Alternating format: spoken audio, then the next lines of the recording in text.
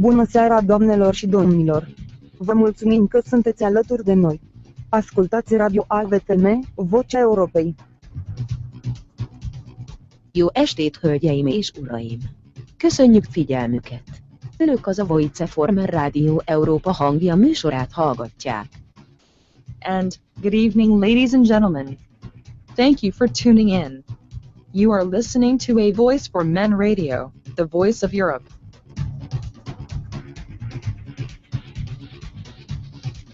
A Voice for Men is the flagship of the men's rights movement.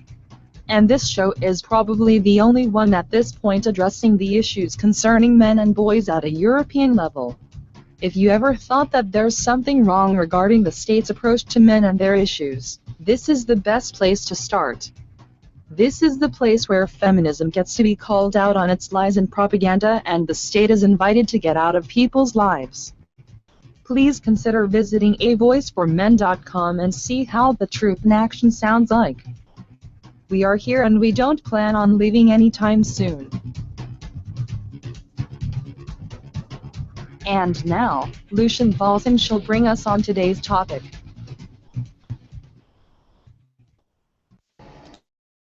We're back. Greetings, everyone. This is Lucian Vâlsan, broadcasting from Cluj-Napoca, Transylvania. As always, alongside with me is Herr Jon Gunnarsson, broadcasting from Deutschland, and our producer James Huff, broadcasting from the US. Greetings, gents. Hi there, Jon. Hello, how are you doing? I'm doing fine now, but I didn't have quite a pleasant day, considering the fact that my moronic neighbor knocked out the internet connection for the entire building. So yeah, but now I'm doing fine, and other than I'm a little bit pissed that it started raining, I'm also quite happy with the weather. I mean, the last week has been extremely warm, with temperatures going up to 25 degrees during the day and 18, 17 degrees during the night. Fantastic. I've been looking forward for this for the last 2 months. Sounds really good. So you've basically restored your Romanian advantage as far as internet goes. Yeah. As far as internet goes, yeah, I've restored my privilege. I had to work a little bit with it and donate my Switch to the community for the next 24 to 48 hours until the ISP. You basically now have socialist internet. Yes, I have socialist. Actually, I don't. I have my own internet. The rest of the building has socialist internet. Oh, okay. The Switch belongs to me. But yeah, I mean, I had the choice to wait for 24 hours until the ISP would have fixed it, or to put my own Switch in there so I can hold this show. And I think I made the right choice, because my Switch is usually stable, more stable than what the ISP usually offers as an emergency. So it's better to leave them 24 hours to find a more appropriate replacement. We're gonna go full news tonight, because there are quite a few controversial links that will require some more discussion, and we don't want to be in a rush. Other than that, well, I don't know. By the way, the weather on your end has been just like in previous weeks? Yeah, so more or less it's been quite sunny most of the week. During the day it's something like 15, 20 degrees and sunny. So, and I mean, today and yesterday it's not been as good, but it's still okay. Okay then. Okay, let's play the jingle and then let's start rolling with the news. You're listening to AVFM Radio, the voice of Europe. This is the news.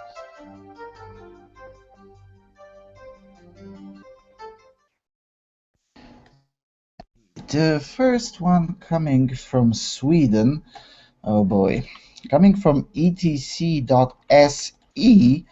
I'm not really familiar with this website, but they broke the news first, so I figured to quote the original source. Driving booklet: is it more okay to rape drunk girls? Is it a mitigating factor for a rapist if the victim had been drinking? The question was given to driver's license students to discuss as part of the course's booklet. You should be able to get a driving license without having to think about whether men should get to rape women, says student Linnea Riesinger. Linnea Riesinger from Dalarna is taking driver's license course and had not expected to discuss rape during training. But during the compulsory theory course about alcohol and drugs in traffic, it happened just that. In theory, the booklet asked students to consider 2 cases where rape was used as an example. Example 1, a drunk woman is raped by a man. When he is punished, is it a mitigating or an aggravating factor that she was drunk? Example 2, a drunk man rapes a woman. When he is punished, is it an aggravating or mitigating factor that he was intoxicated? Linnea Riesinger, which is the mouthpiece of Miljöpartiet in Falun and also works with intersectional norm criticism, don't ask me what that means, including as the chairman of the Falun Pride Cultural Association, was startled and immediately after she saw the questions. One must not allow 16 to 18-year-olds to discuss precisely how rape is reflected on the responsibility of being drunk, she says. She is critical that young people involuntarily end up in a position where they have to discuss rape in a situation where they probably had not counted on that. Many of them may have been subjected to abuse, several have probably been there. Although not discussed high on all courses, they still need to sit silent and wonder if there could be a mitigating factor for the man that he was drunk and an aggravating circumstance for the woman. It felt very uncomfortable. I can imagine that there are many who find it uncomfortable as well, says Linnea Riesinger. Jonas Stoll, authors of the textbook for STR, that is the Swedish Association of Driving Schools, says the issue is included in the book to get the discussion going about using alcohol as an excuse when you've done something stupid. It is possible that we have formulated the questions in a way that they can be misunderstood. We want to have the discussion, though, about the topic that one is responsible for his or her actions, which I think they are, even if they had been drinking. Given that there may be women in the room who may have suffered abuse, is it a good discussion question? Asks the reporter. The representative from STR answers, the problem is that all discussions can be tough for anyone outside risk education classes. The same concern could be raised with other examples, like the discussion on how drugs affect one's perceptions. Even if I have one relative who is a drug addict, I can understand the issue can be difficult, the STR representative added. Our purpose was not to offend. We want to have a discussion around that you cannot use alcohol as an excuse, she says. Is it possible to find other examples to discuss, asked the reporter. Well, it's clear that we can find other examples, we may think, but the risk content of the training, no matter what we choose, still risks, unfortunately, to raise issues that participants can find them difficult or troublesome. Wait, what? What?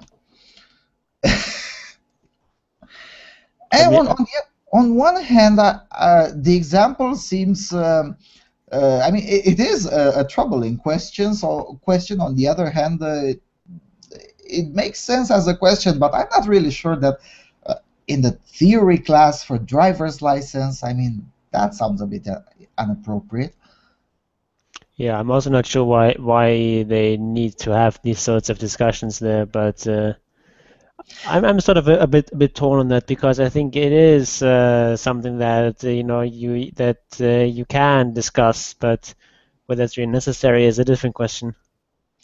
I can understand why they think this makes sense. Not mind you, I disagree, but I can understand why. I mean, I guess the point that they wanted to make was that you had been drinking. That doesn't mean you're not responsible if you start driving and you go into a car crash. You're still responsible even though you had been drinking. I guess the point was as a parallel, just because you had been drinking as a female and then you go and have consensual sex, that doesn't mean you were necessarily raped.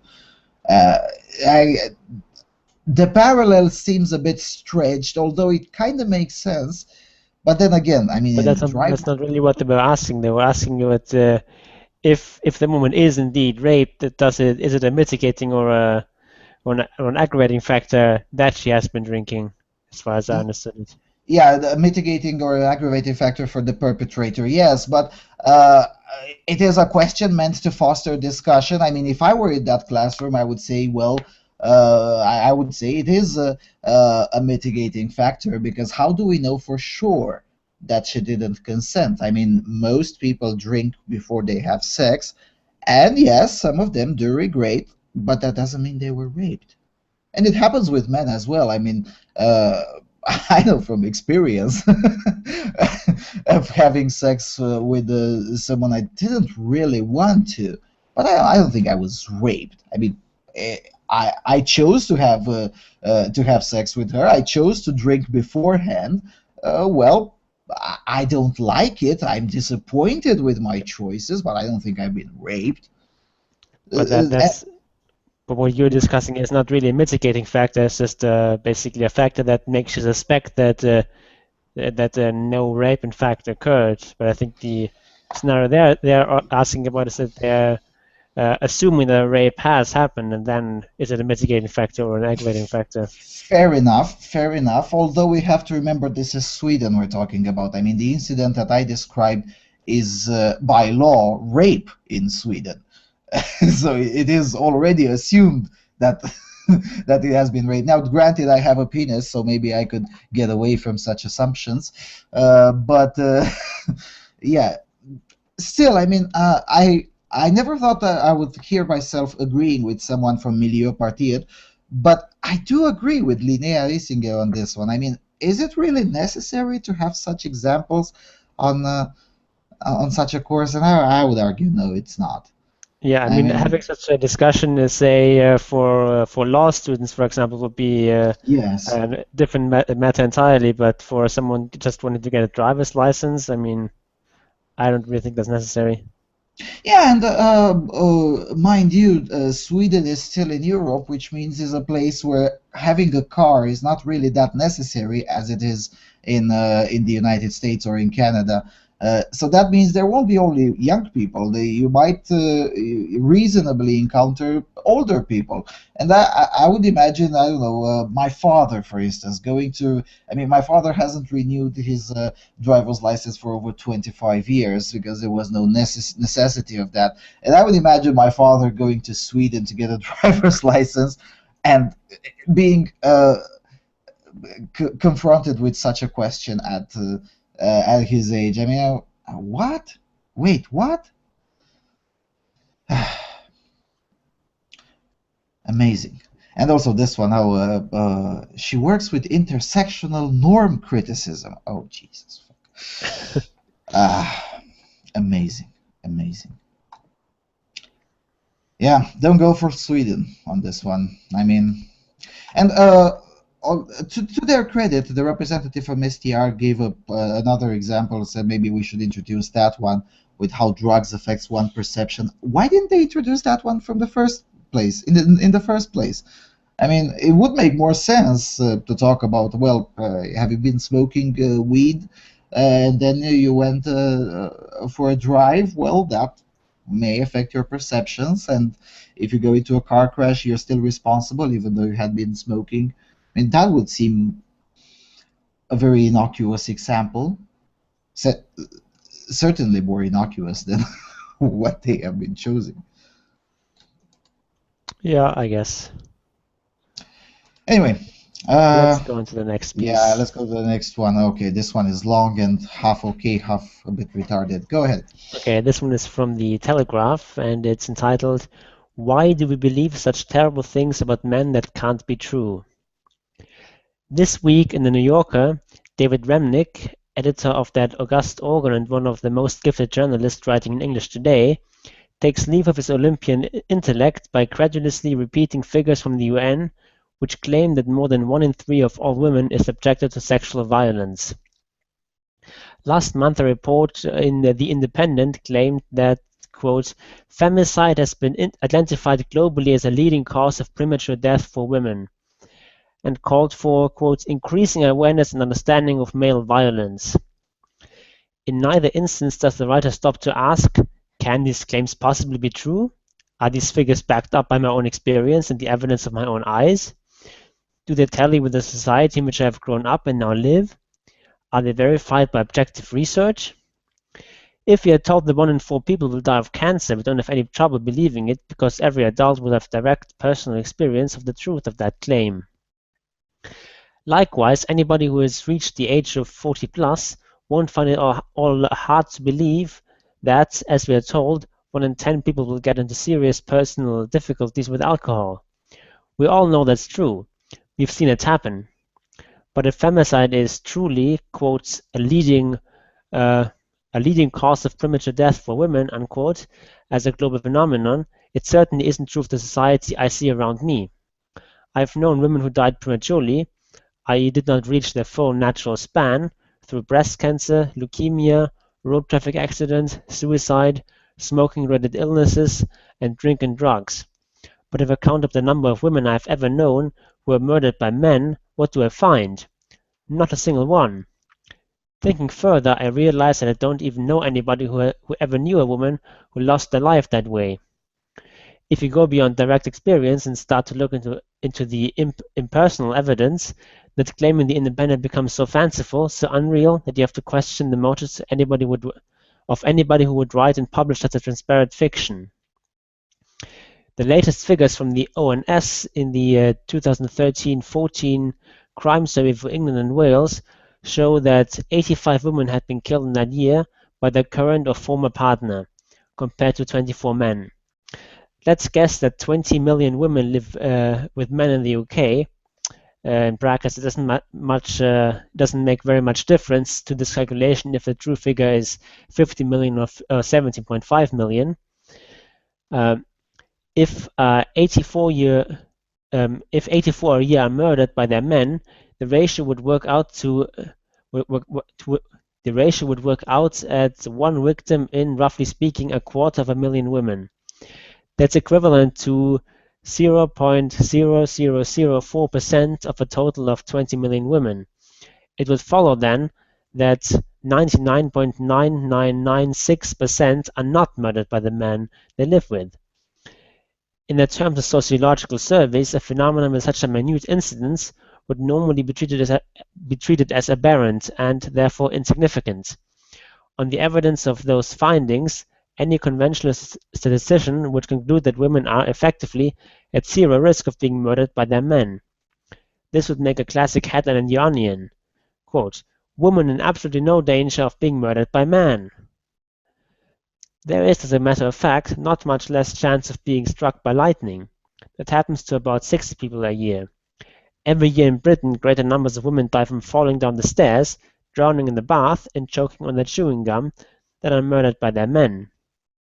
What is going on then in the mind of anybody who would claim that murder is, quote, a leading cause of premature death for women, unquote, without going on to add that the opposite is true in our own society? How can it possibly be true even in other countries that we don't know so well? Around the world, can murder conceivably be a cause of premature death for women to bracket with malaria, diarrhea, childbirth gone wrong, smoking or road traffic accidents? So why on earth would anybody say something so manifestly indefensible? Why would The Independent publish such a monstrous, ludicrous misrepresentation? If you put your mind in the same way to the UN claim, repeated by David Remnick, that 1 in 3 women is subjected to sexual violence, it disintegrates in similar wreckage. Sexual violence is obviously more difficult to define than murder, which is the main reason that the murder statistics are such a reliable guide to the true extent of violence between men and women. But again, consider your own experience in your own family and society. How many women have you ever known who were subject to sexual violence? My late mother had 5 sisters born in the first quarter of the 20th century. I once asked if she or any of her working-class sisters had ever suffered domestic or sexual violence. She was incredulous at the suggestion. "Of course not," she answered. "My mother-in-law is one of 3 sisters who were born into a far from well-off home in the Scottish borders before the Second World War. Not one of those women has ever suffered sexual or domestic violence. Years ago, when they were sitting together in a public place, my own wife was bitten on the thigh by a nutter she was going out with. That, I believe, is the full extent of her experience of what might be called sexual violence, but could equally be termed common assault. I am nearly 70 years old. In the whole of my life, I have only known 2 women who claimed to have been raped. Both of them were disbelieved by their own women friends, who reckoned the so distant victims were making up stories that couldn't be verified to dramatize their lives. These personal observations are, again, borne up by official statistics. In an overview of sexual offending in England and Wales, published by the Ministry of Justice, Home Office and the Office of National Statistics in January 2013, it was reported that 2.5% of females and 0.4% of males said they had been a victim of a sexual offense, including attempts, in the previous 12 months. These experiences span the full spectrum of sexual offenses, ranging from the most serious offenses of rape and sexual assault to other sexual offenses like indecent exposure and unwanted touching. The vast majority of incidents reported by respondents to the survey fell into the other sexual offenses category. 2.5% equals 1 in 40 of all women. Can we believe that 1 in 40 British women might suffer from some form of sexual violence in a year? Sure, if you say so. As a phenomenon, it lies outside my own personal experience, but I'm willing to take that figure on trust. It doesn't seem obviously implausible. Isn't it probable that the figures for the UK would be broadly similar in comparable countries whose populations might add up to, say, a third of the world's population? In which case, how can the UN's claim that 1 in 3 women have suffered sexual violence in a lifetime possibly be remotely true? It would have to follow that, if only 1 woman in 40 suffers in that way in our own societies every year, every single woman in other societies must be subjected to such violence all the time. Does anybody believe that? So again, you have to ask what the hell gets into the head of one of the world's most admired journalists, that he would uncritically repeat a claim which just integrates in your hands like wet tissue paper the moment you're subjected to scrutiny. Then ask, why is the media of the Western world ever willing to transmit such ludicrous calumnies against men? And further, why as a society are we so anxious, no eager, to believe any fiction that portrays women as the defenseless victims of brutal men? Answers below, please. Okay, go ahead. It started out so well and then he just went full retard. Yeah. Okay, so the claim it makes here is that 2.5% of women are victims of sexual violence or attempted sexual violence every year. That would fit perfectly well with the 1 in 3 statistic, because it's a lifetime statistic. So yeah, although you could, not really. I mean, I don't know what to say. The over the lifetime thing is a bit complicated to calculate, because you would have to multiply. I mean, if you simply do multiply to, I don't know, let's say 35. I mean, the age bracket between most people, or in this case most women, are liable to suffer such kind of violence is somewhere between the ages of 15 and 50, something like that, or 15 and 45. But if you simply just multiply it, that jumps over the cases where there are either repeated offenders or repeated victims. It's quite complicated to calculate that to begin with. On the other hand, a better argument. I mean, I do agree. Mr. Neil made a terrible argument. He started well and then made a terrible argument. A better calculation I did in July 2014 in my article, "The EU Should Stop Cooking the Numbers," where I just took all the feminist claims on face value and calculated the chance of women to be raped over their lifetimes in 4 European countries, in France, Russia, Spain, and Greece. And in Greece, it went something like 1 in 78, in Spain 1 in 52, in France 1 in 44, and in Russia 1 in 34. So that's believable. Although the way Mr. Neil ended up to 1 in 40 is just mathematically and statistically wrong. yeah, also like it just depends on what you define as, sexual violence. It could be something quite broad, like being groped once or something like that, that if that already qualifies as sexual violence, then I can surely believe that statistic. It just doesn't tell us something. It's just sort of misleading because it leads people to believe that we're talking about rape here, when in fact it's just something that is much less severe. Yeah, I mean, the UN is going on the same path of defining sexual violence, just like they redefined domestic violence to mean, honey, please don't call to Japan this month because we already have a big bill on the phone, or to define child marriage. The child marriage thing is quite funny. The UN now defines child marriage as any marriage in which at least one of the partners is under the age of 18. Now, mind you, in most of Europe, it's perfectly legal to get married at the age of 16 or 17, or in some countries at the age of 15. I mean, I have a direct experience with that. One of my female friends got married at the age of 16, had her first child, and at the age of 17. She's now 30. And she's quite wealthy and has a stable marriage. And according to the UN, she's been a victim of child marriage because her husband was 19 when she got married. It's just ludicrous. And the same goes with sexual violence. I mean, what is the definition? On some UN websites, I found the definition as we use the definition that every country uses.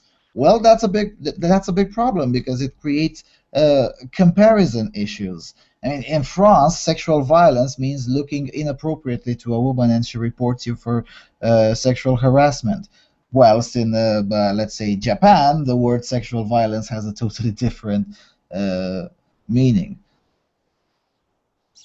Yeah, that's sort of the problem with these kinds of statistics. You have to look carefully at what they're actually saying, and the problem with the media is that they basically never do that. They just run with the headlines. Yeah, and the same goes, for instance, with Sweden. Now, in Sweden, in theory, 1 in 4 women will be raped over their lifetimes. That's the official statistic promoted by the Swedish government. The problem is what constitutes rape is such a broad term that is literally meaningless, not to mention the ever-increasing number of false allegations that are routinely discovered by the judiciary since they learned from their fellow Norwegians how to deal with these issues. And if you are to take those numbers at face value, it would mean that Sweden is something like 200 times more dangerous than South Africa, which is the real world capital of rape.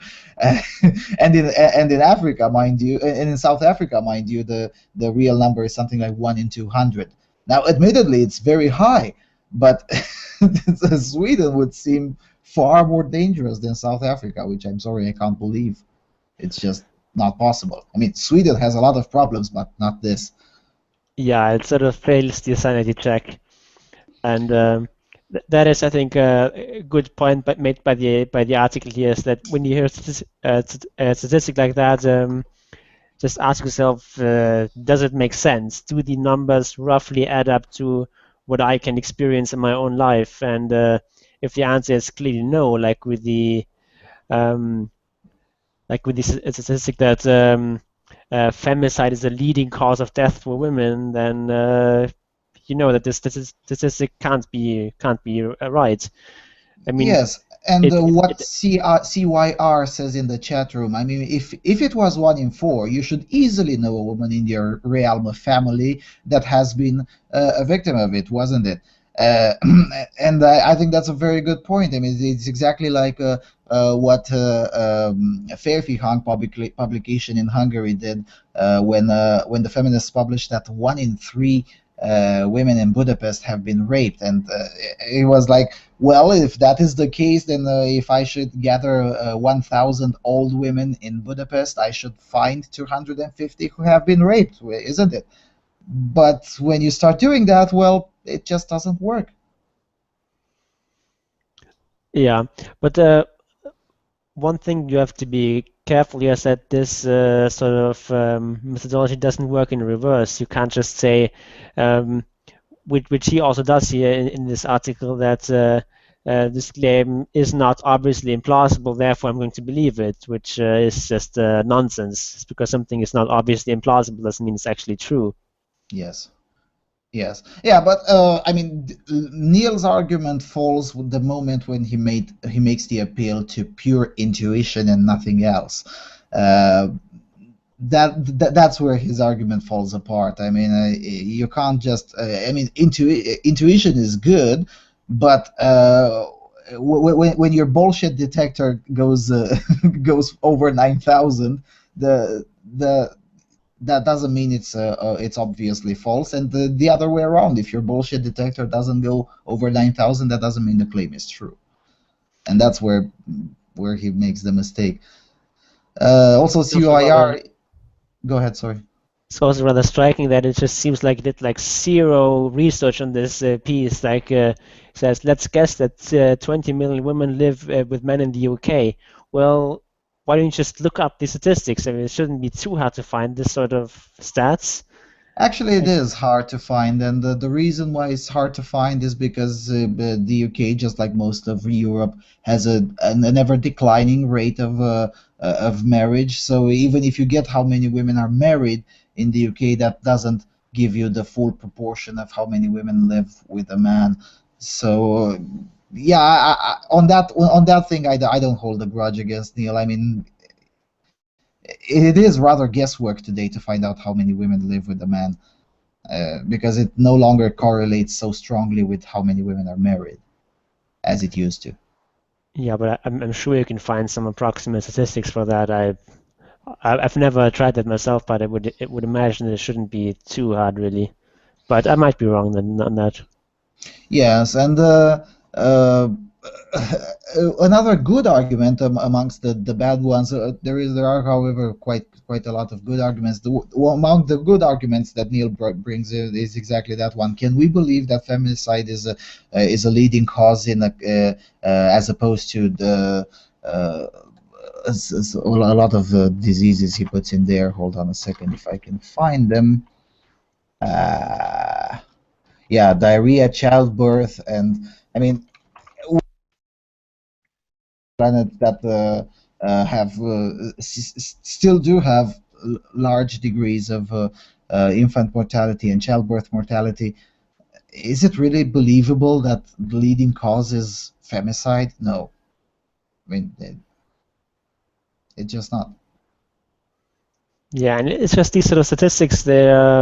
But most people, they just never questioned it. They just parrot that because, I don't know, it seems to fit in with this view of, viewing men as dangerous and women as helpless victims, which is a real problem. And that's, I think, the only reason why these sorts of stats get bandied about. Yeah, amazing. Okay, let's go to the next one. Oh, the next one is...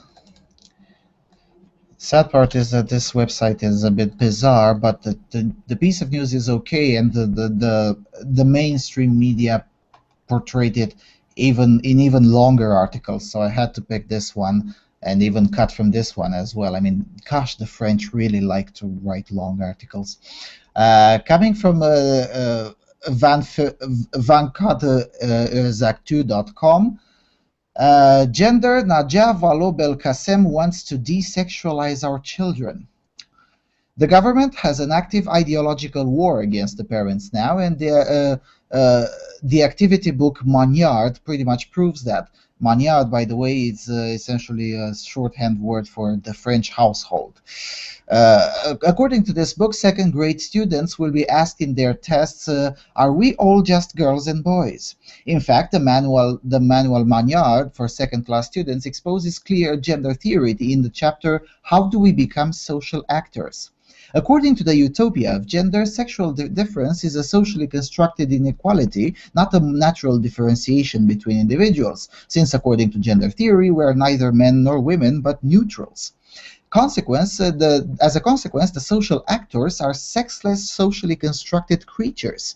Incidentally, the Maynard Manual also promotes dehumanizing contempt for parents, and accepted to convince us, quote, in short, all this set of differentiated behavior of parents, stimulations, expectations, injunctions, awards, or disapprovals, help shape gradually gender identities having nothing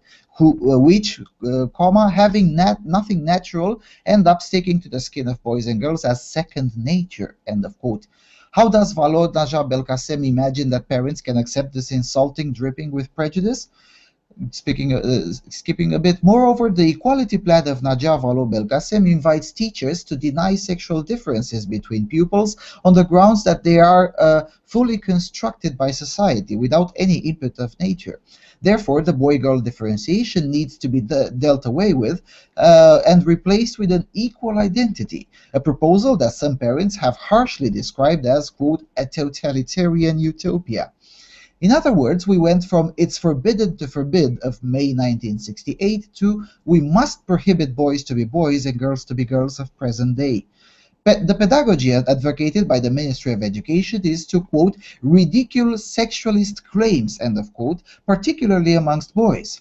Moreover, the doctrine of equality identity must be included in the school plan and thus approved by the school council in the primary schools and or the board of directors in the secondary schools, whose members parents cannot influence. One parent called this the dictatorship of fools.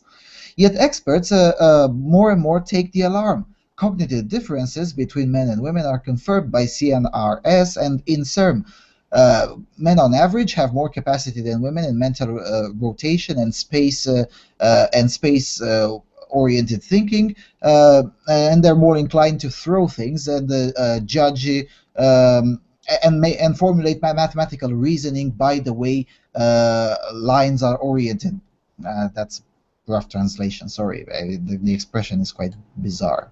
Anyway, in contrast, women have on average more capacity than men to detect empathy, to judge visual similarities between drawings, and remember the location of different objects in complex scenes. These differences are, at least in part, the consequences of hormonal differences which shape very different physiologies and psychologies. Thus, says Frank Ramu of CNRS, quote, to say that men and women are equal in absolutely all respects and that there is no difference is a risky strategy. We already know that this is a strategy based on a sandcastle. There are good reasons to fight against discrimination and or equality of rights, but this does not require absolute equality of outcomes in all respects for all individuals, end of quote.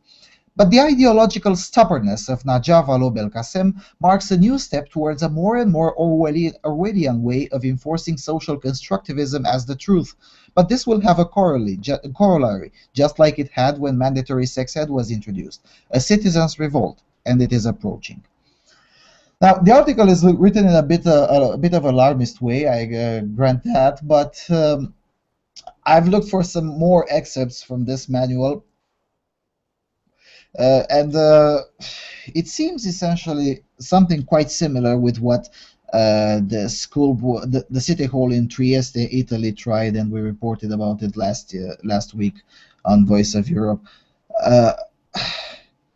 Why?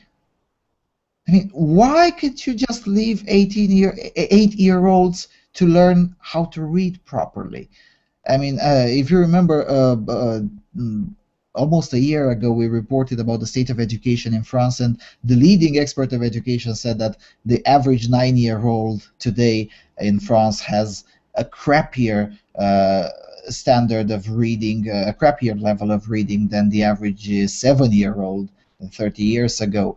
I would wager that's a bigger problem than the fact that they don't learn gender theory at the age of 8. Maybe I'm wrong. Yeah, but I mean, their goals are different. Their goals are to indoctrinate the children and to get them to believe the right beliefs about gender, and getting them at this tender age is I think strategically really important for them, because if you inculcate them with these beliefs right away when they're so young, it's a lot harder to actually shake that off.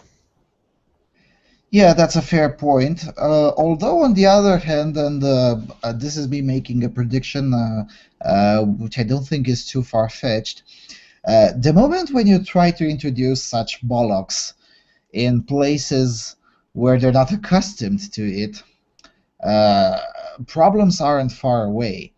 I mean, France, as much as it has a long-standing socialist tradition, it only has a socialist tradition as it pertains to economics, not as it pertains to society. I mean, even Simone de Beauvoir, you can argue that she was uh, far more socially conservative than her uh, American peers, American feminist peers, or Swedish feminist peers, or British feminist peers. And Simone de Beauvoir is definitely the outlier. The average Frenchman and Frenchwoman are far more socially conservative than the average Swedish person or the average British person. I mean, socially speaking, France is closer to Italy in terms of how they view sexes than closer to Sweden. Although in terms of economics, France is closer to Sweden than it's closer to Italy or Poland or whatnot. But and I don't think this will work. I mean, this article makes a good prediction that there might be a citizens' revolt. I mean, think about it, how harsh the parents have reacted when they introduced some mildly offensive topics in the sex ed class for 14 years old. I mean, over a third of students didn't come to school for an entire month until the sex ed thing was cancelled. I mean, the parents in France aren't willing to put up with this. Yeah, definitely they're going to meet a lot of resistance. I'm not sure if this if this proposal will go through. I rather suspect not, but I mean, if they are successful, it would be really advantageous to spreading their views about this sort of gender theory.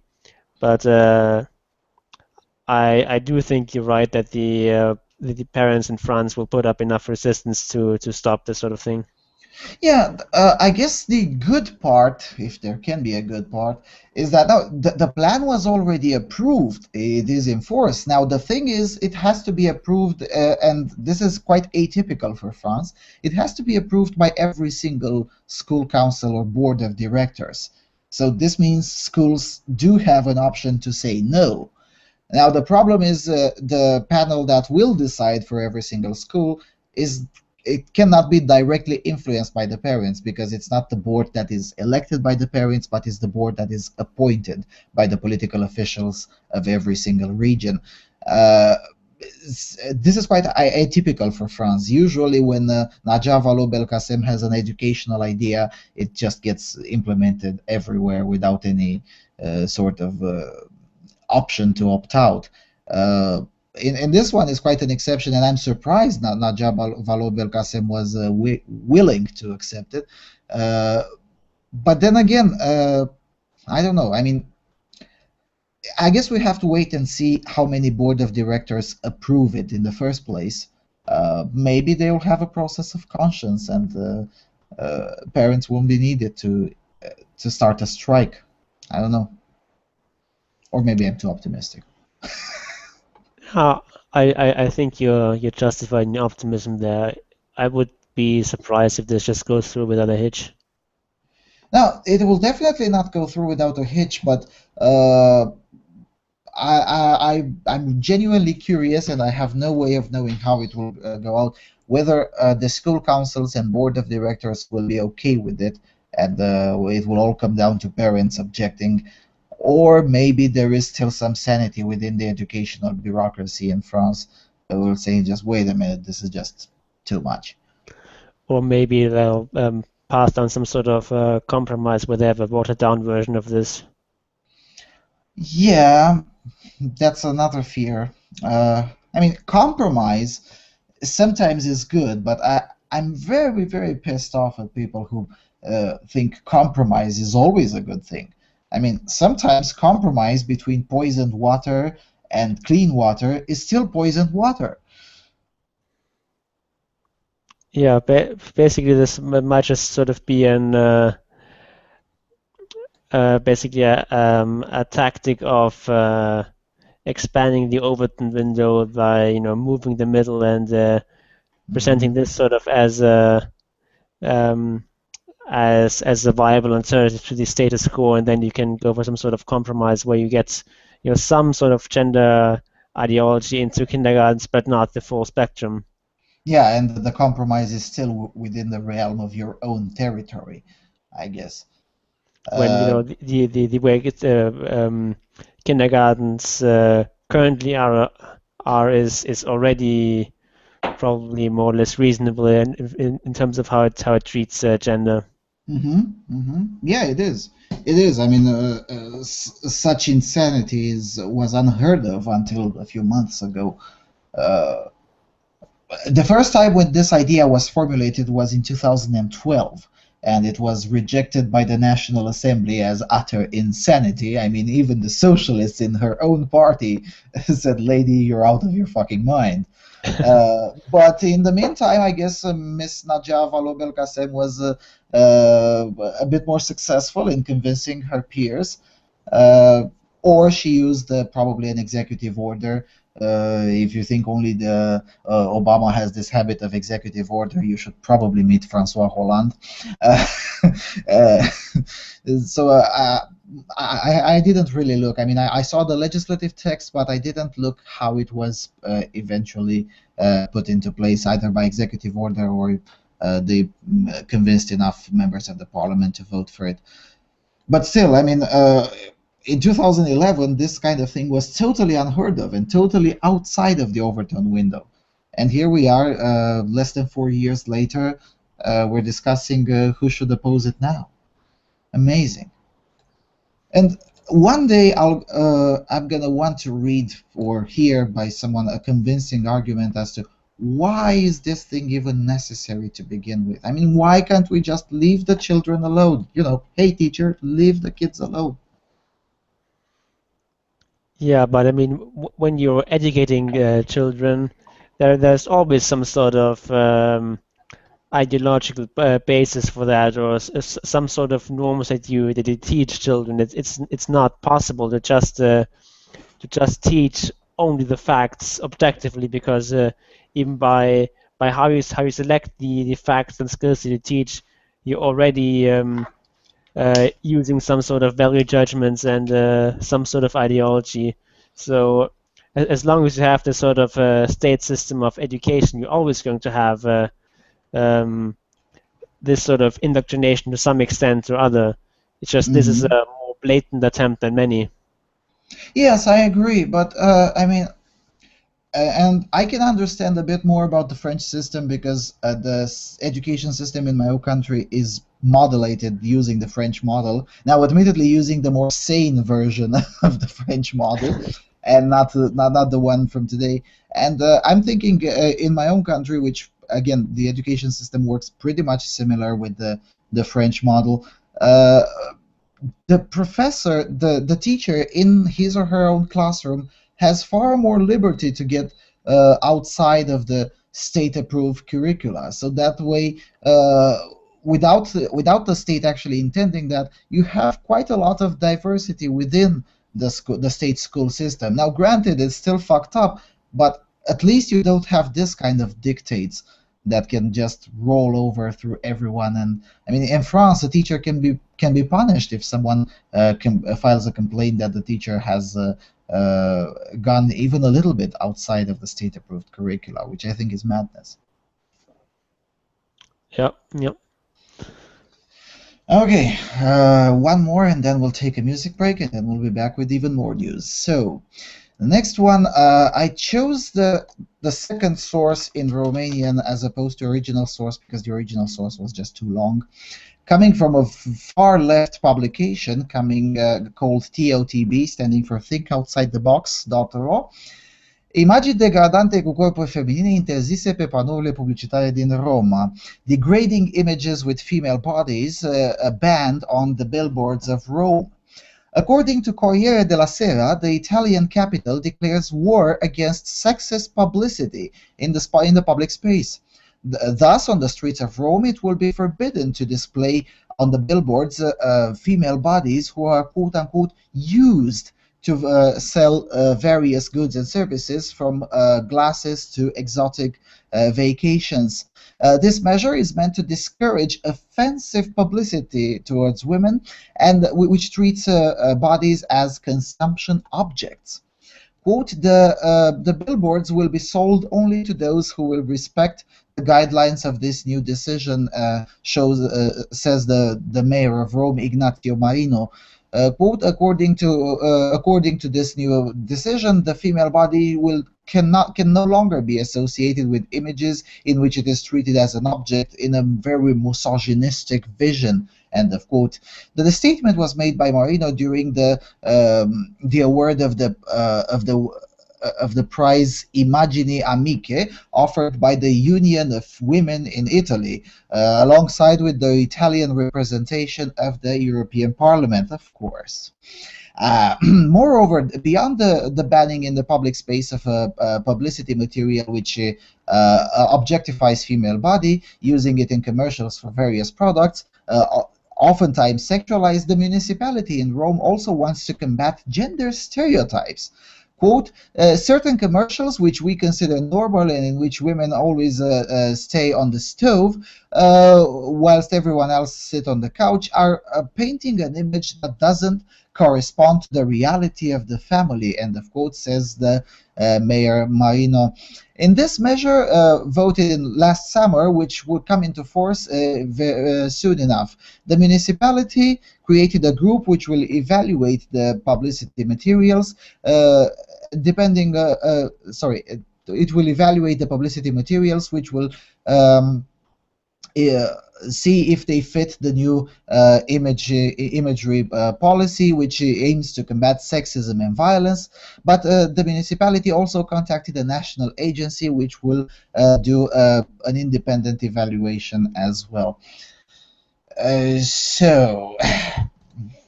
Oh, and by the way, the measure obviously doesn't apply to men because, well, actually we don't know why.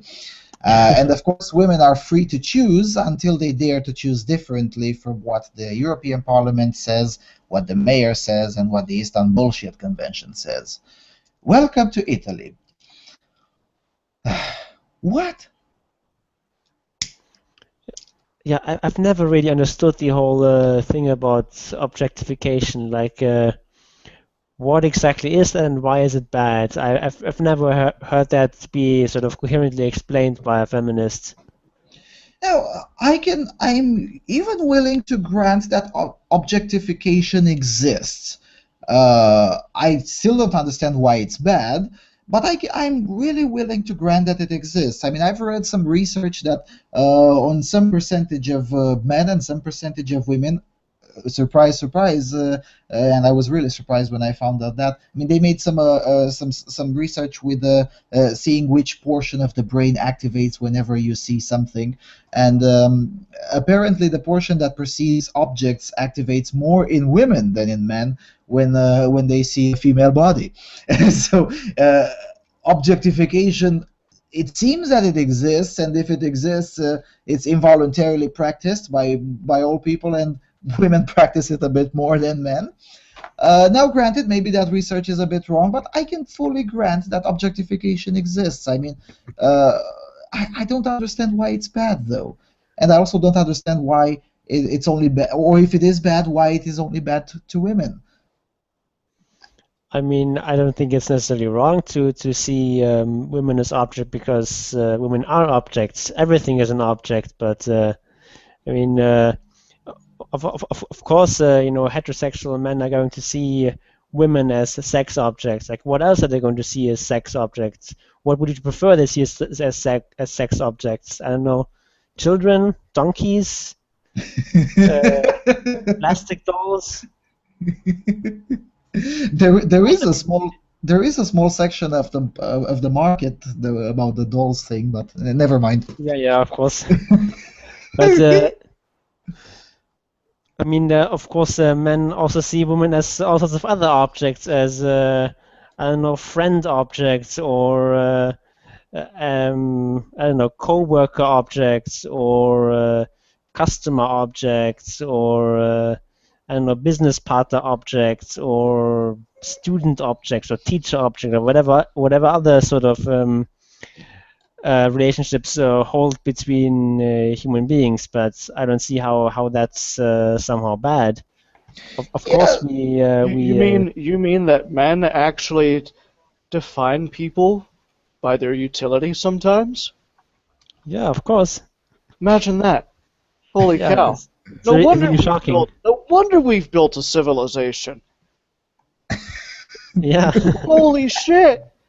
Wow. You mean women can be engineer objects and scientist objects too? Yeah. That's just unthinkable. Holy crap, that explains everything. Yeah, and going back a bit to the publicity objectification, whatever that is, but anyway, I mean, didn't these people ever saw any billboard that does exactly the same thing to men? And I'm even willing to go that far, at least according to the mainstream Overton window, to say that objectification on billboards, whether it happens to women or men, is a good thing. I mean, think about it, how much they earn, how much those people earn. I mean, there are quite a few models, both male and female, who come from Russia and who have stunning bodies, and they earn from a billboard in Warsaw or in Berlin more than they would have earned in a year working hard labor in Russia. I would argue that those people, it's fantastic to them that they get the chance to be objectified in this capitalist oppressive world as opposed to doing hard labor in Siberia. And am I that wrong when I say this? No, of course not. I guess sort of one possible objection to the whole sexual objectification thing would be that this viewing women on billboards and so on that then causes men to treat women badly and to abuse them or whatever. But you would actually have to prove that. You actually have to have some sort of evidence for that. You can't just assert it without any evidence. So then you can just equally well say no, it doesn't happen like that. What you can assert without evidence, you can also reject without evidence. Absolutely, yes. I would argue that such an argument falls in the realm of video games cause sexism, video games cause violence, and all the other long-standing fear-mongering arguments that somehow some piece of media causes some bad thing in society. And look, considering that in every single European country, and that includes Italy, the abuse against women has been steadily dropping every single year for the last 40 years, whilst the number of sexualizing billboards have been increasing in the last 40 years, I would argue that someone would have a very, very difficult task to prove a causation relationship between billboards and abuse of women. What? No. I mean, it just sounds totally improbable. Yeah. And also, I mean, the counter argument to this would come, oh, but correlation doesn't imply causation. I agree, but causation should imply correlation, isn't it? Yeah, I mean, you could maybe say, okay, it's because feminism has basically decreased the amount of violence against women and so on, and also in the last 40 years, feminism has been very much on the rise, and it's become much more powerful. And this is sort of keeping the numbers down, even, and this sort of feminism sort of trumps the influence of sexist billboards. But with this sort of argumentation, you can basically prove anything. You're just throwing out wild tales here.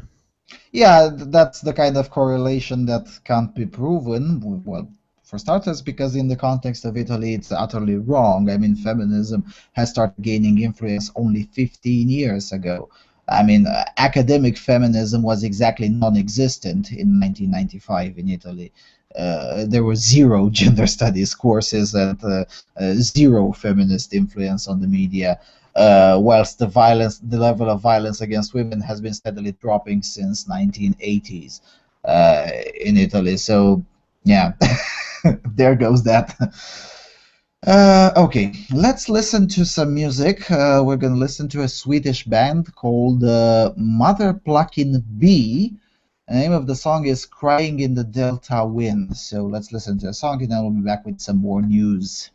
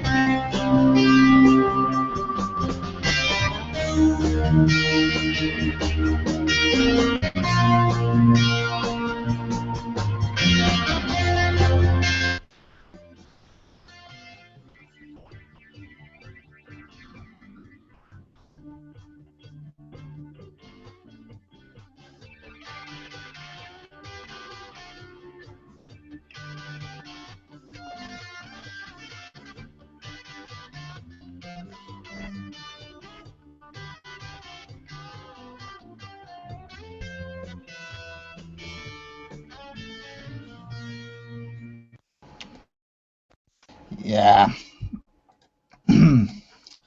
Sorry for cutting that out, but apparently Google really sucks. It seems like there's been sort of going back in time as far as technology goes from yeah. back in the Blog Talk radio days. It seems everything seemed to work out just fine, and then we were no longer able to take multiple calls, and then we just can't take any calls at all anymore. We can't really play music. Seems like we're going backwards in time. Yeah, but at least when we were back on Live 365, the songs would play smoothly, and whilst we couldn't take multiple calls, we could take calls one after the other, as many as we wanted to. This music thingy is killing me, and what's even more bizarre is that it seems that the algorithm changes from one week to another. I mean, last week I played those Slavic beautiful girls, and it turned out just fine. And now it doesn't. Amazing. Well, that's really sad. I guess next time I'm just gonna introduce the music breaks after the show ends, when we'll mirror it on the main AVFM channel. I don't know what to think anymore. Just Google sucks. Okay, now since we're back, go ahead with the next one. Okay, this one is from The Guardian, and it's called "The Biggest Threat to Feminism. It's Not Just the Patriarchy." Written by a self-professed radical feminist. What are the greatest threats to feminism today? This question was put to me as a panelist at the Bristol Women's Literature Festival. It's difficult to answer because there are so many threats to the movement. But first of all, what do I even mean by feminism? For me, feminism is a global political movement for the liberation of women and society, based on equality for all people. Although I use the word equality in that definition, feminism is about so much more than that. If feminism was solely about women's equality with men, that would wrongly suggest that the world is just fine as it is. That all men are doing great, which they aren't, and that all women need to do is to get to where men are. Feminism is one of the oldest and most powerful social movements in history. It is a revolutionary movement, and that means change. There's so much wrong with the present system that we can't just tinker around the edges. We need to start again. Our end point cannot be equality in an unequal world. This is also the reason why feminism is not struggling to simply reverse the present power relationship and put women in charge instead of men, though this is a common myth about feminist politics. Feminism is about change, not a changing of the guard. If we are to correct our unbalanced world, then we need to get rid of patriarchy as a system of social governance. By patriarchy, I mean male supremacy. I mean a society where every avenue of power, especially mainstream institutions of power, is overwhelmingly dominated by men. It isn't a preserve of foreign countries or dictatorial regimes. The UK is patriarchal, just like the rest of the globe. It may look different and take different forms, but it's the same old male supremacy. Westminster politics, for example, is nearly 80% male and overwhelmingly white. We are still waiting for a government that looks like the people it dares to govern. Business leaders, the judiciary, senior police, management and education, and the media. Wherever you look, you will find that power is in male hands. This is sexism, base, raw, and simple. It means that our society is shaped by one half of the population alone, that it reflects, aggrandizes, and normalizes its group perspectives and its image of power. But this power structure is cracked. It always has been. That's why it has to be consistently propped up through force, violence, and the threat of violence. This ancient imbalance has brought us to the brink of planetary crisis. It has ripped out chasms between countries and peoples. The situation is not natural. We cannot possibly look at things as they are and say, so it was meant to be.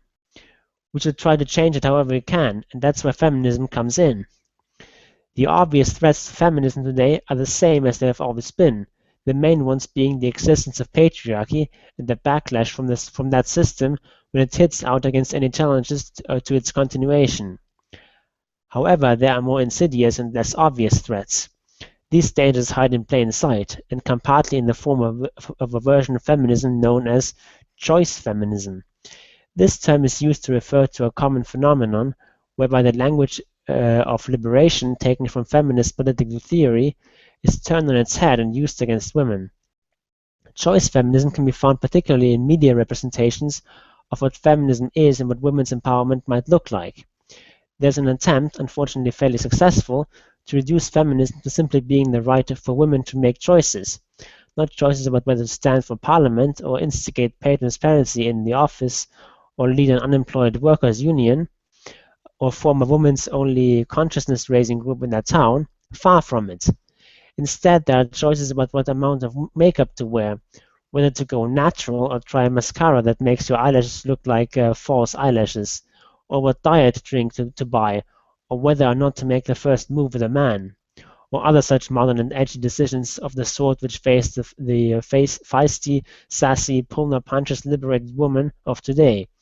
Excuse me while I am sick. People make decisions every day. They make them within a limited set of options and within a context that shapes not only what choices are on offer, but also which ones are seen as most attractive or less risky.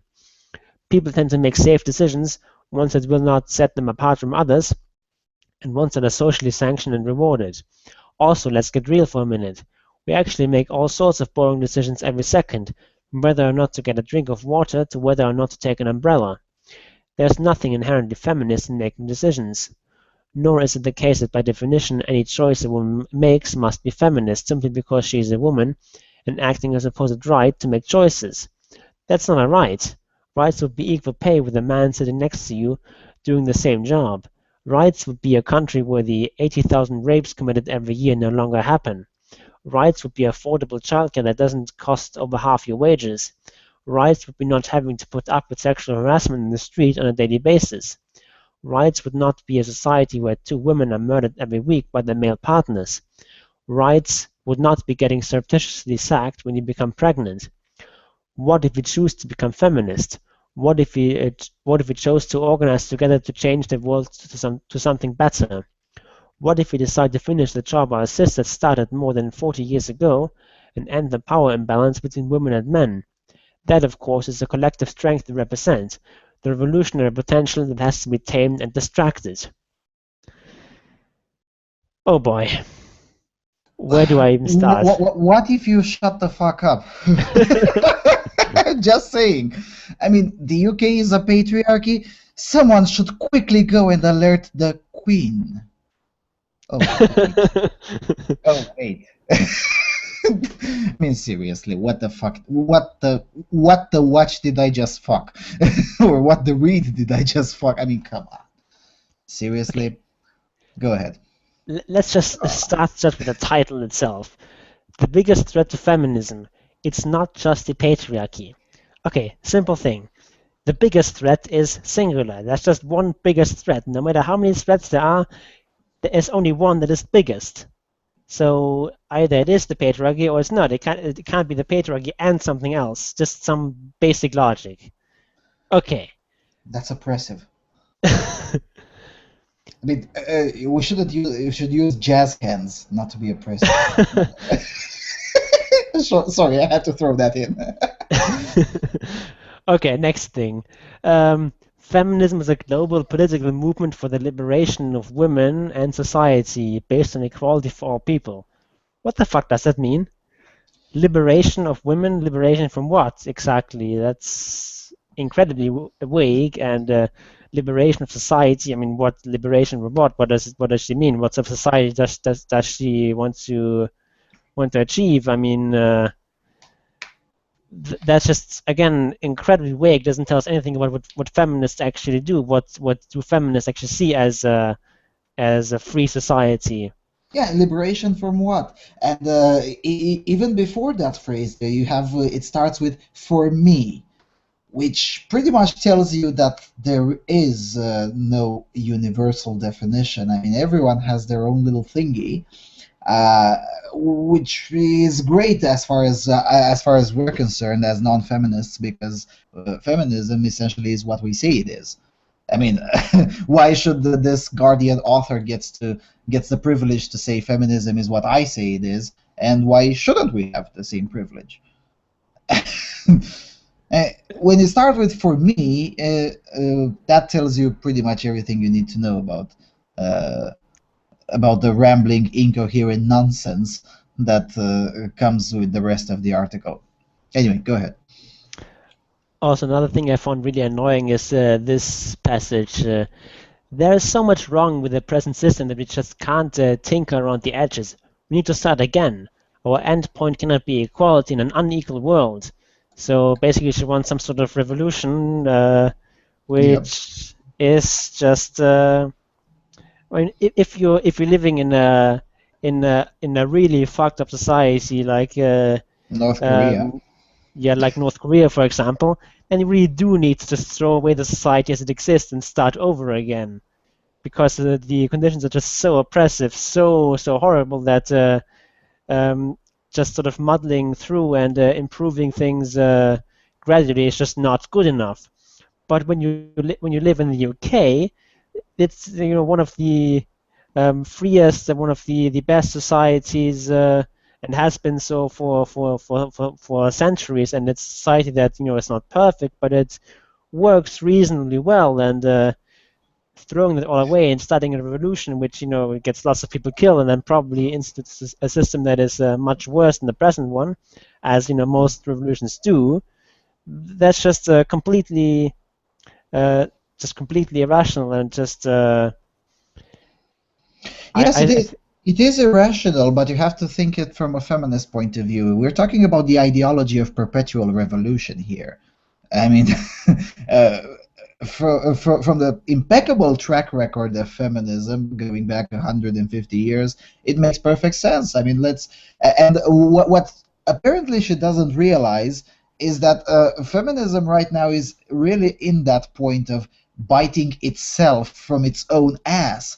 Because when you keep revolutionizing things, there comes a moment when you're actually demanding revolution against your own kind, against your own establishment. Yeah, and I don't know how to put this. Is now very much part of the establishment. Yes, it is. CYR says in the chat room, damn, apparently the UK has as many rapes as the United States with 20% of the population.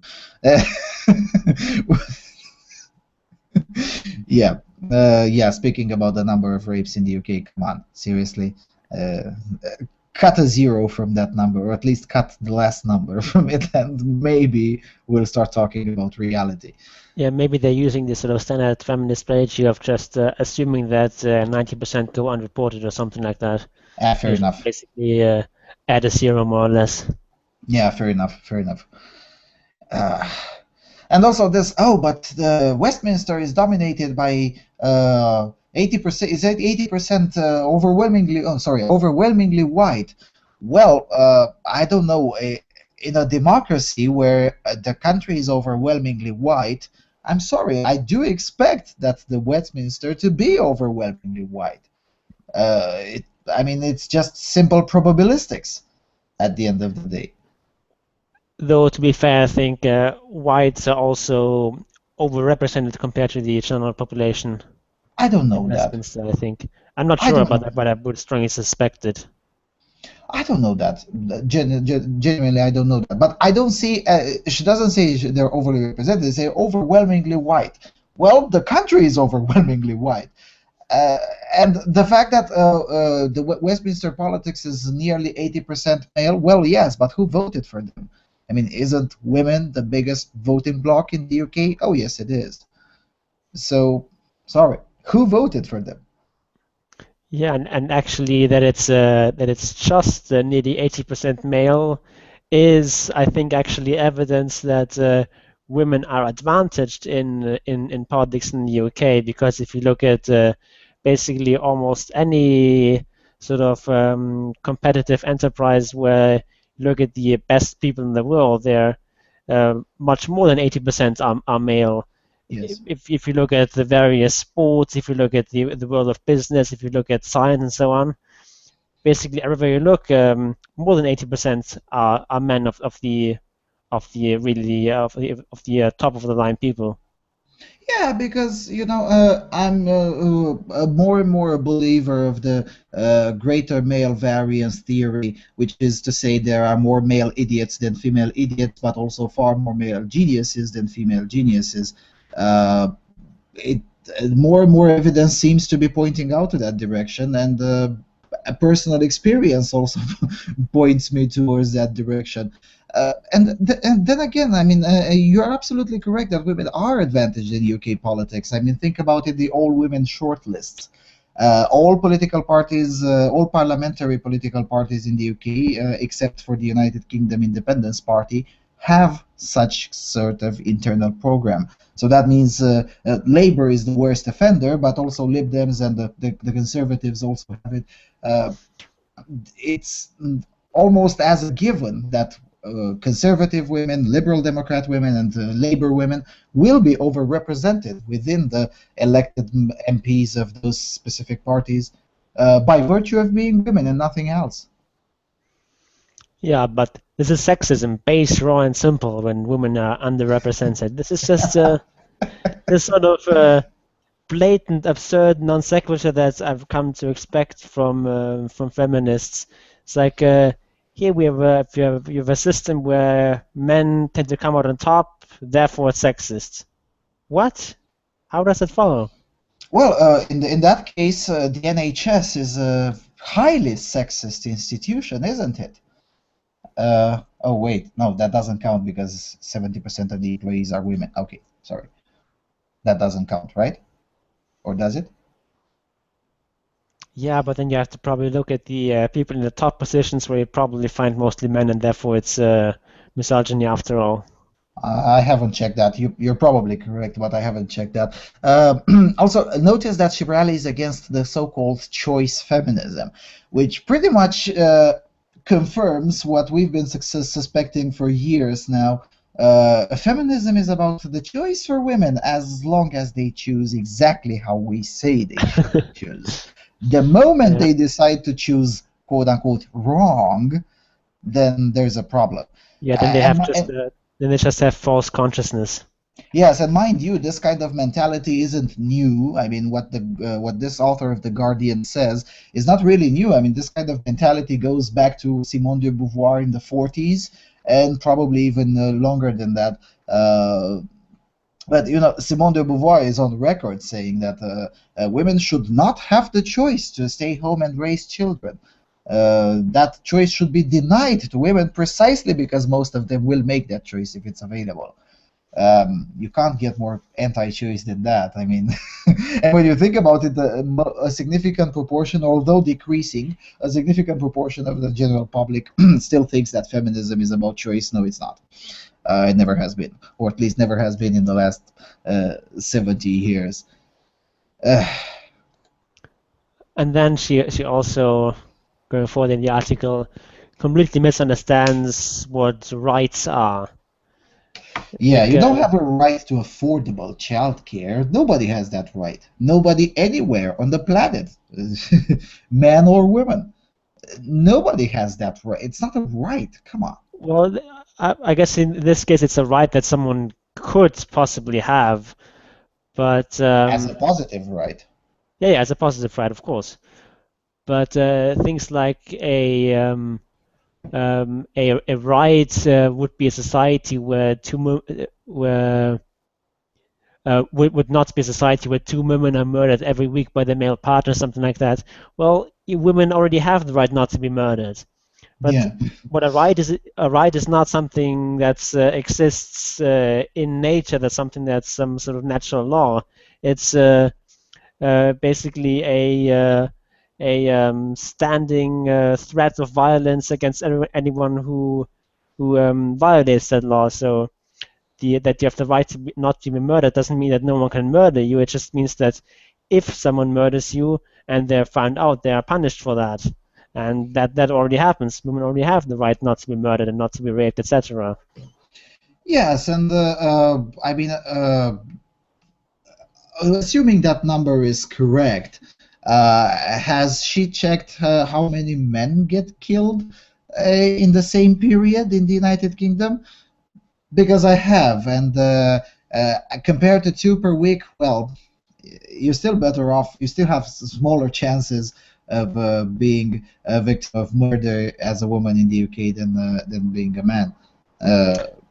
She's actually just talking about the people who are killed by their partners, and in this category, I think women are indeed murdered more often than men. It's 2 to 1. Yes, it's 1 man per week and 2 women. Yes, but why focus on that? I mean, isn't all more? Because it's the only category where women are murdered more often. Yeah, fair enough. I mean, here I was thinking that all murders are morally wrong and not just some of them. But I guess I'm just a sick patriarch. I'm thinking like that. Yeah. I was. Yeah. Oh, here it is. It's not a right to lead an unemployed workers union. First of all, I find it ironic, unemployed workers union. But anyway, or form a women-only conscience raising group in their town. That's not right. I mean, it's not enough. Well, think about it like this. Funding any sort of men-only enterprise, regardless of whether it's consciousness raising, barbershop, you name it. Every single one of them are illegal in the United Kingdom, whilst anything women-only is legal. So, I'm sorry, but you're talking here about, dare I say, female privilege. Yeah, I'm just having fun imagining what an unemployed workers union would do. Like they demand more pay, and if they don't get it, do they go on strike or something? Like, do they picket their own homes so that they prevent unemployed people from watching television during the day or something like that? Yes, yeah. Come on, it's just Yeah, let's see. I think we just teared it apart. Yeah. What if we choose to be a feminist? Well, a newsflash: 4 out of 5 women choose not to be a feminist. Welcome to reality. Okay, let's go to the next one. The next one, most likely, most listeners have already read, although I can still expect many have not yet. It's an article that made headlines in Sweden, written by a man named Svante White, called "I've Had Enough, I'm Leaving Sweden." It's a very short article. The first time I seriously entertained the idea of leaving Sweden came last summer when I was listening to Åsa Romson's hate speech from Almedalen, an important meeting place for everyone involved in Swedish politics, where the major parties give speeches during Almedalen week. Her speech demonized Swedish white heterosexual middle-aged men like me. When Romson painted us all with the same brush, a prejudiced and stereotypical brush, blaming our entire ethnic group for everything under the sun, the cup finally ran over for me. I've had enough. When she became Deputy Prime Minister, there was no longer any alternative. I knew I had to leave. So I'm leaving my country. In my homeland, I am now regarded as the root of all evil. What makes me the enemy? Well, my sex, my skin color, my sexual orientation, and my age. Things that make me who I am. Things I didn't choose. What doesn't matter when judging me are my actions. So who am I, this evil man? Well, I come from a modest background and have worked very hard. I have taken sick leave for only about 1 week in the last 18 years. I have been involved in starting up 5 companies, which meant shouldering the burden of all the late nights and at great risks to my personal finances. I have started and owned the companies that exported millions of dollars of goods, a business that has been very beneficial for Sweden. My company has created employment for 75 people, many of them immigrants. I can safely say that I've paid more taxes than the average Swede. I have represented Swedish business enterprises in China, Germany, and Russia. I believe that I have contributed to the Swedish economy to a greater extent than many others, and certainly to a much, much, much higher extent than Åsa Romson has ever done.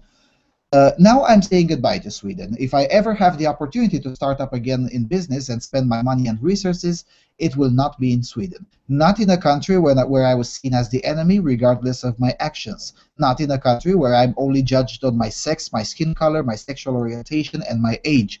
These are enough to have a target painted on my back and be described as fundamentally evil by people instead of thanking me. I sold my house, terminated all my business in Sweden, and I'm leaving everything entrepreneurial behind me. This evening, I ordered a one-way ticket out of here. My flight leaves on April 7th. I have lost hope. I have no faith in the government, politicians, and the media who follow political dogmas that cannot be questioned or even discussed, which means that odds are against it ever being changed. Sweden needs a new Paris term. A famous critic of Swedish feminism, who feminists directed attacks and death threats against until finally halted his advocacy for gender equality. Sweden needs someone with knowledge, the courage of a lion, and with the financial backing needed to challenge political correctness and stand up against prejudiced people like Åsa Romson. Short and extremely powerful, especially for the media sensibilities of Sweden. Yeah, and I think this is really. Can't say I blame him. Sorry, go ahead. I said I can't say I blame him. Yeah, definitely not, and I think it's just a sound strategy. Like if your government is vilifying people like you, then and if you don't have any reasonable chance of changing that anytime soon, then the best thing to do is just to leave if you can. Yeah, and what's surprising is, I mean, let me put this into context. This isn't a special story. The only thing special about it is that it went viral in Sweden, getting roughly 35,000 hits in one day on AVFM Sweden, and then being taken by Nyheter 24 or News 24 website, also getting there roughly 50,000 hits in the first day. The only thing special is that it went viral. I mean, if you Google why I left Sweden, you will find several blogs detailing several hundred stories like this one, more or less similar, and more or less with the objections similar to what Svante White has against the political establishment. Also, when you net the emigration and immigration numbers in Sweden, 2014 was the third year in a row when more people emigrated permanently from Sweden than immigrated. I mean, if you look at the headlines, you'll see that, oh, Sweden has an immigration problem. Well, it does, but on the other hand, it has a far bigger emigration problem. The productive individuals of the society are leaving. And I was reading a summary report by this statistics office in Sweden saying that it's surprising that most of the people who emigrated permanently between 2011 and 2014 are white Swedish men. Well, what a surprise. Are you seriously surprised by that? I'm not. I'm definitely not surprised. I mean, if I were a Swedish man, definitely I would have left that country since 2012. I wouldn't have even waited till now. Do you know what the percentage of men is among the immigrants? Only the 2011 report showed exactly the percentage by sex. The other ones didn't. The 2011 report said something like 73%. Wow. That was the 2011 report, the first one to mention more emigration than immigration. The 2012, 2013, 2014 report, they haven't. So I'm sorry, I don't know what is the percentage for the other 2 years. So yeah, there you go. So basically 3/4 of men. That's really, really significant. It is, and totally not surprising. I mean, I'm sorry to say it, totally not surprising. And I don't know. This is a bit sad to me because I don't want Sweden to collapse. I really don't. I mean, as much as I spend time bad-mouthing Sweden, I really don't want that country to collapse. Yeah, but maybe if they see that this is an ongoing trend, maybe they will change something. You can hope at least. Yeah, I can hope at least, but I'm seriously doubting. I mean, the only political alternative comes from Sverige Demokraterna, because all the other parties are just the same party, essentially. I mean, they have some mild disagreements over economics, but when it comes to social policies, they're all in agreement. But Sverige Demokraterna has its own insanity. Now, granted, it's a different stripe of insanity, and it's arguably far less insane than the current coalition government. But still, I mean, it seems so hopeless. It's just like in Hungary, but with the social demonization of white men as opposed to other groups. In Hungary, it's pretty much the same thing. I mean, you have the current government, which has insane economic policies, and the alternative is even a more insane political party. So, I mean, it sounds so hopeless. I mean, it doesn't just sound; it is hopeless. At least that's how I perceive it. Yeah, I mean the important thing is really the people, not the country. And if all the sane people leave, then the crazy feminists who remain behind, they can then have the little utopia and see what it brings them. Yeah, it will bring collapse. I mean, I have no doubt about that. And I don't know. I don't want to see a feministic initiative government in Sweden. I really don't. I mean, again, as much as I badmouth Sweden, I really don't want Sweden to be harmed. And it is indeed sad. And maybe and this is me being very hopeful in here. Maybe with this story going viral and with more and more cracks into the narrative, maybe maybe soon enough, that consensus will start actually be terminated. Because once you're done with the consensus, which is admittedly cracking more and more in the last 2 or 3 years, but once that consensus will be broken, maybe then we can hope for a change, but not that optimistic, unfortunately. Okay, then with that being said, let's take the cue to short news, and then we can call it a night. The first short news coming from sciencealert.com: new Alzheimer's treatment fully restores memory function. Australian researchers have come up with a non-invasive ultrasound technology that clears the brain of neurotoxic amyloid plaques, structures that are responsible for memory loss and a decline in cognitive function in Alzheimer's patients. If a person has Alzheimer's disease, it's usually the result of a build-up of two types of lesions: amyloid plaques and neurofibrillary tangles. Amyloid plaques sit between the neurons and end up as dense clusters of beta-amyloid molecules, a sticky type of protein that clumps together and forms plaques. The team reports fully restoring the memory function of 75% of the mice they tested it on, with zero damage to the surrounding brain tissue. They found that the treated mice displayed improved performance in 3 memory tasks: a maze, a test to get them to recognize new objects, and one to get them to remember the places they should avoid. I should say that in Europe, in the age group bracket of 60 to 79, the prevalence of Alzheimer's by sex is roughly equal, despite some medical systems' perception that it's a disease affecting mostly women. And Italy, I'm looking to you at this. Overall, this is good news. I mean, if it all goes right, by the time you and I end up in the age bracket of Alzheimer's, the disease will be a thing of the past. Isn't it wonderful? Seriously. Yeah, it definitely is. I mean, this is still early on. It's just a trial on mice, which may not be applicable to humans, but it's still definitely very hopeful news. And I do think there's a good chance that this disease can be cured by the time that we are old enough to be exposed to that. Yeah, and yeah, it is just a trial on mice. It may end up to be a failure on humans, but what happens with the if you follow the history of various other diseases, even the first trial that ended up failing on humans still provided valuable lessons that eventually helped creating the real deal.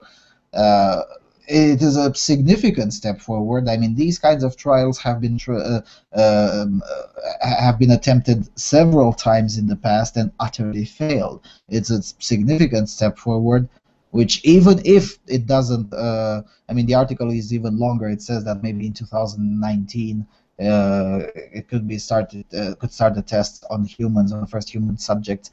Even if it fails, it already provides a valuable lesson on how to deal with it. And by the time we're old enough, maybe it will be quite enough time to actually come up with the cure, which would be fantastic. Because as life expectancy grows, and it has been growing in Europe steadily since 1990, until 1990, obviously, there were some differences between the East and West, but since then, there is a constant trend of growth all over Europe, except Russia and Belarus, for various reasons, which I won't go into now, but anyway. And Alzheimer obviously becomes a big problem if it can't be addressed, because, well, as you grow older in age, the risk becomes even higher. I mean, on the age bracket of over 90, the percentage of old people going, contracting Alzheimer's disease goes something like 40%. So, yeah, I mean, if we're gonna have more old people on this continent, and we will, it would be nice if 40% of them wouldn't be suffering of dementia or Alzheimer. Of course, when you get in that age bracket, you get all sorts of other diseases, all sorts of different types of cancer and so on. That's also very common in older people. So just curing Alzheimer's alone will not fundamentally change the way people will not fundamentally change the way old people are, but it will definitely be a big improvement. It will definitely be a big improvement. Think about it like this. Let's take your average IT academician or something like that, who ends up finding out he has, I don't know, let's say stomach cancer at the age of 85.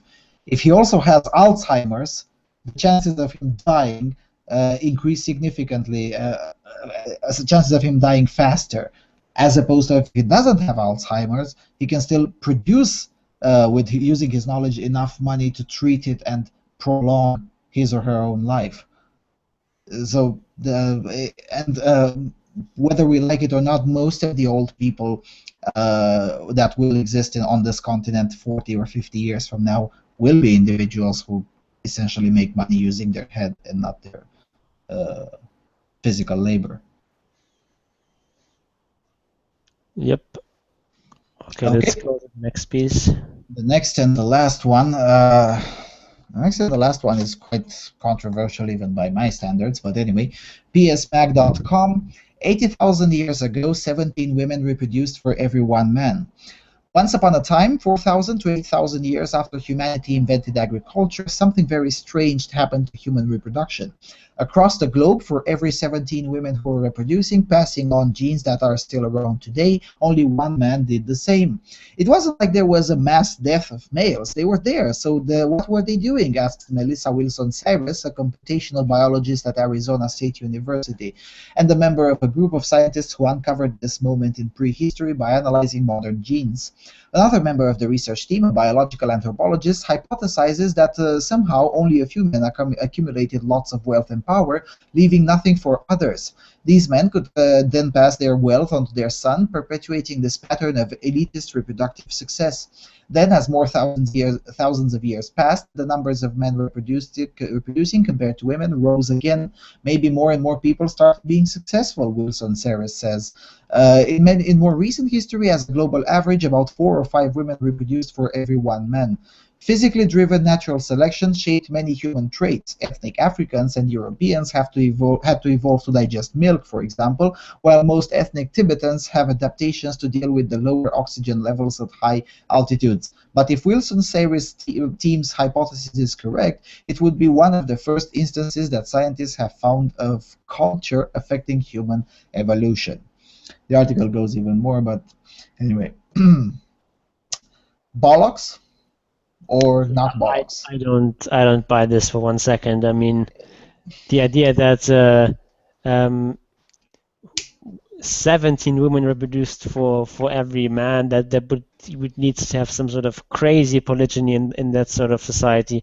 I mean, I could maybe imagine that during some particular time period in some particular society this might have been the case, but globally, I mean, that just seems completely implausible to me. Yeah, I mean, I can believe that there was a point in history, in humanity's history, where significantly more women than men reproduce. I don't know, let's say 2 to 1, or maybe even 3 to 1. I can believe that with enough reasoning, but 17 to 1?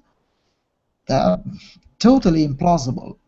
I mean, even 2 to 1 or 3 to 1 seems really high as a global average. A bit of a stretch, yes, yes. And the reason why I say this is controversial, because in some sectors of the YouTube MGTOW sector, this kind of claims run quite rampant. There have been older studies which claimed that 80% of all women and only 35 or 40% of all men got a chance to reproduce, historically speaking. Now, those studies have been debunked multiple times within the last 15 years. But now this comes in, it comes with an even more extreme hypothesis. I don't know, it just sounds implausible. I mean, I can believe that in some societies polygamy was more prevalent, or even this elitist reproductive success sounds plausible in some societies, in some moments of history. But globally for 4,000 years, no. No. Yeah, and I mean, I haven't looked at their research, and I mean, I'm not competent to evaluate that, but it just seems obviously implausible to me. And think about it like this: if this were the case, we would have been noticing some more degenerative genetic diseases than we already do. I mean, Well, I don't quite follow there. well, because if you have smaller, on the other hand, maybe I'm wrong. No, actually, I think I'm wrong, because the genetic variance argument has been quite toned down lately, as it was proven that some other species have even lower genetic variation than humans, and don't seem to be suffering for because of that aspect. So yeah, sorry, disregard my last argument. Most likely I'm wrong. So yeah, I mean, I don't know. 17 to 1 just sounds totally implausible. And with that, I guess these were the full news. In theory, we still have 15 minutes. In practice, we're gonna stay around for another 2, maybe 3. I just want to say that A Voice for Men is in the middle of the last, or most likely last, fundraising ever, because we're getting closer to having a financial stability enough to permanently abolish the fundraisers. I mean, please, if you're listening to this, go to the front page and see if you can spare a few bucks, because once we get done with this, sooner rather than later, this place will be entirely sustainable without asking for donations. And we'll also start publishing a lot more, including printed books. Speaking of printed books, exactly for this reason, there will be no show next Friday, April 3, and also the Friday after that, April 10, because I'm leaving into a trip to find places where we can print books with our message. Because we need to grow even more global than that, and printed books seems like a reasonable step towards that. Yeah, it's definitely interesting to see how that will go and how successful that will be. Yeah, the matter with printed books, I can share that portion with the public even from now. The matter with printed books is like this. Most of the planet still reads printed books, even more so than it reads from screens over the internet. It also provides the value of having something physical in your house. Uh, the idea is the printed books are still quite successful. Yeah, I And mean go in ahead. the US, something like 30% of sales are ebooks, and in Europe it's much lower than that. So Yes. printed books are still around to stay for quite a while. Yeah, and if you look at places like South America, in Brazil or in Argentina, printed books are something like 98% of the market. So, given that, and I gave the example of Argentina because they speak Spanish over there, and we're preparing a book in Spanish, and another book in Spanish is now under construction. It will probably be done by July. So, yeah, I mean. And at the end of the day, what I'm thinking is that there are places around the world where gynocentrism on steroids hasn't yet kicked in, and providing practitioners with books in their own language, with some of the research, let's say from Erin Pizzey, for instance, that could actually save some areas and save some generations of children to being from being raised in totally unfit families, i.e., monoparental families or single-parent families. I already have a few areas like that in mind. So yeah, I'm generally quite optimistic. I don't expect AVFM to make huge profits from selling books, but that's not the point. The point is to just make enough to keep this place solvent, and that's pretty much it. And this place was never about making profit, and it will most likely never be. Um, okay, so I announced that no shows in the next 2 weeks. Oh, by the way, and in the next 2 weeks there will be the Easter for both Catholics and Orthodox. So happy Easter to everyone since now, because you will be hearing from us at least in the next 2 weeks. And with that being said, Jon, any final thoughts?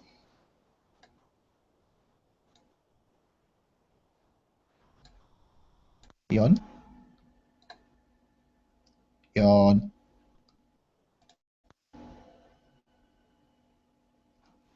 I guess we Oh, did lost we Jon. lose him?